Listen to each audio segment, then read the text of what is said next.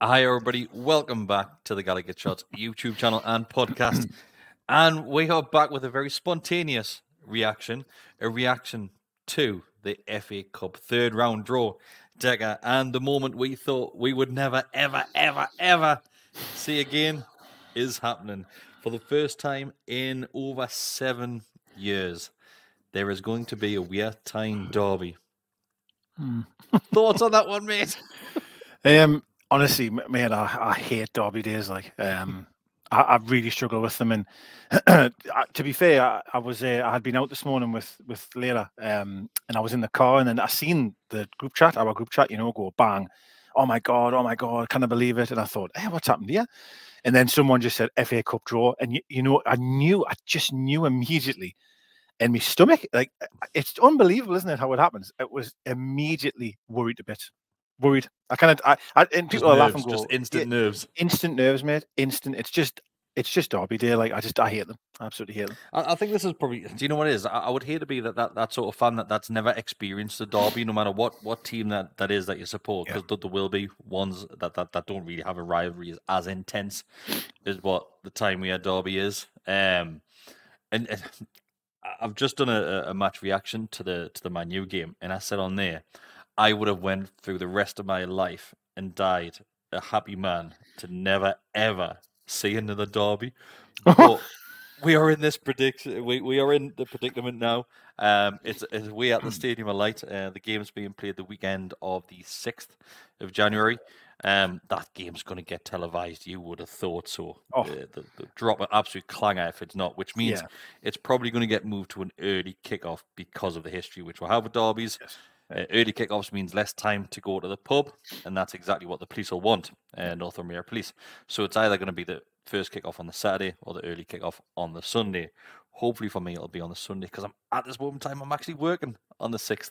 Oh, okay. So we need to sort that one out if needs be. But like I said, Decker, it's first time in 7 years, and in that 7 years, so Newcastle have been relegated, promoted, qualified for Champions League.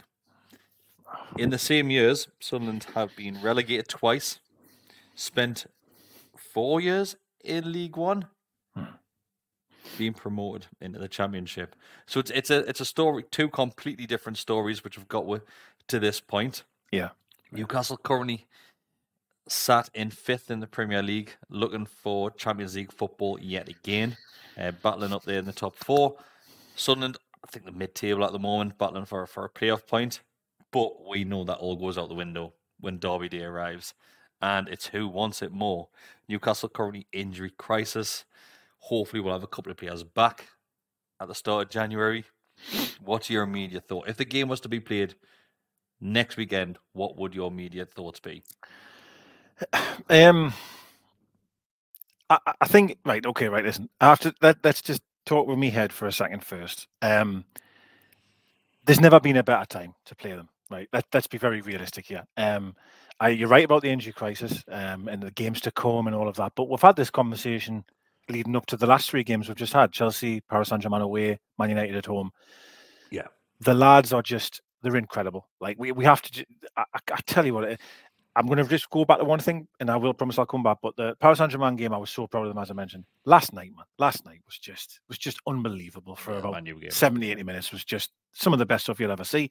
So of course, if we were playing them next week, you'd have to be confident, right, that we've got enough to deal with it, and we are good enough. Of course, we've proven that we are, but it's derby day, isn't it? Do you know what I mean? And the thing is, for Sunderland, the term, some people don't like it, but the term free hit, it's a free hit for Sunderland. Like, it's win-win, isn't it, really, for them? It is. The moment. There's only one loser in this, like, really, because if we don't put them to the sword, everyone will go, oh, well, it's a crap Sunderland are right there. And, you know what I mean? And if we do Richest get beaten, club in the world. God, exactly. We can't really win here, to be honest with you. So you talk about banana skins. My God, this is the biggest banana skin. However, you've got to have belief in us, haven't you, for just how good we are. Certainly recently as well. Especially when you look at the cup games and the draws which we've had so far. If you include the Champions League, you get Dortmund, Milan, PSG. You then go into the League Cup. You get Man City, Man United, Chelsea. FA Cup, you get your local rival Yeah, has that ever been done before? it's insane, actually, to be honest, isn't it? It's absolutely insane. And again, you know, you think of the Man City game, you think of the Man United game, how weakened that team was at Old Trafford that we sent, and we absolutely done a job on them. And that's why really we should be going in there full of confidence, looking forward to it. But it's just this is I talk about this quite a lot on the podcast as well, don't I? That I still haven't truly let go of the old Newcastle. Like, do you know, subconsciously it's still there in the back. It's still there. We're still Dotland Newcastle, and we'll see you now type of thing. I still have this horrible feeling. And maybe that's what it is. But I think you're on about who wants it more and stuff like that. I think the one thing you can't question with our lads now is the way Eddie has them. Like last night proves that again. The energy, the desire, the aggression, the intensity. Like it's what identity and it's what we are. So if you can take that to their place, I don't think they'll be able to live with her. If I'm being honest with you, if we're on one more game, they'll not be able to live with her. I wish it was at home. Yeah, I agree. I've seen a couple of things from Sunderland fans already saying that Newcastle's foreign lads won't be able to deal with the pressure in Stadium 8. These are the same lads that have just been to Paris, and the atmosphere in Paris was toxic. The same in Milan, the same in Dortmund. I think these lads can deal with an intense atmosphere. And let's be honest, these are probably all the Sunderland fans will be on back shift anyway. So it'll be majority Newcastle fans in the stadium are like the amount of holiday requests that began in Nissan factory be through the roof. But if we just take a little step back, and the last time Newcastle played Sunderland was a 1-1 draw at St James's Park.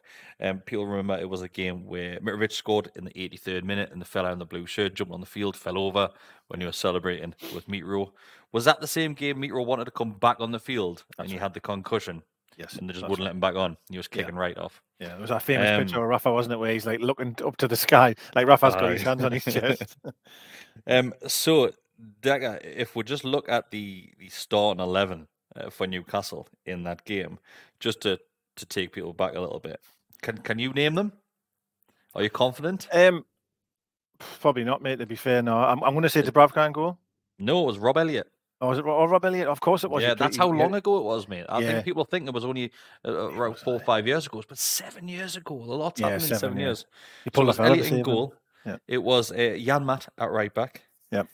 Mbemba partnering Jamal Lascelles at centre back. Jack Colback played at left back.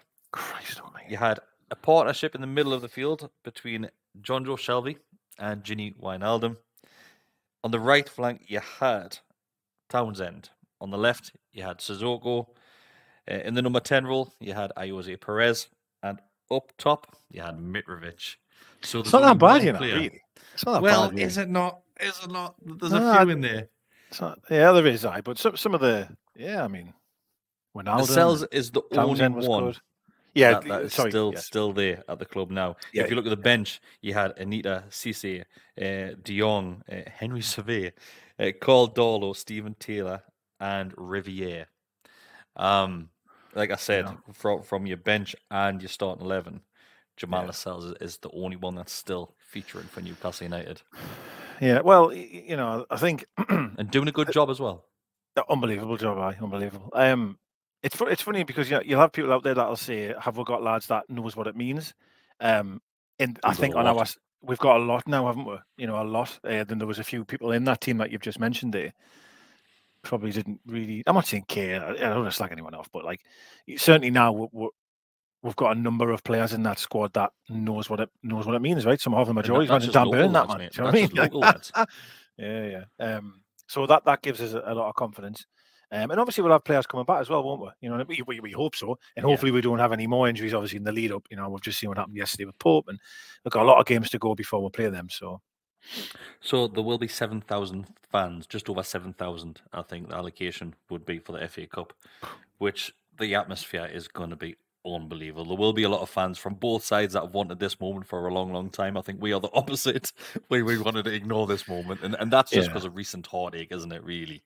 Yeah, I still think though, mate. I think there'll be an awful lot of fans can't wait. Like there'll be a lot of Newcastle fans going, "Bring it on!" Like we're going to smash this. Whereas again, I'm just being very stupid. Probably like I'm just nervous wreck. Like nervous wreck. I haven't made to think about it. Stop thinking about it since I heard it. Like since I seen it. You know what I mean?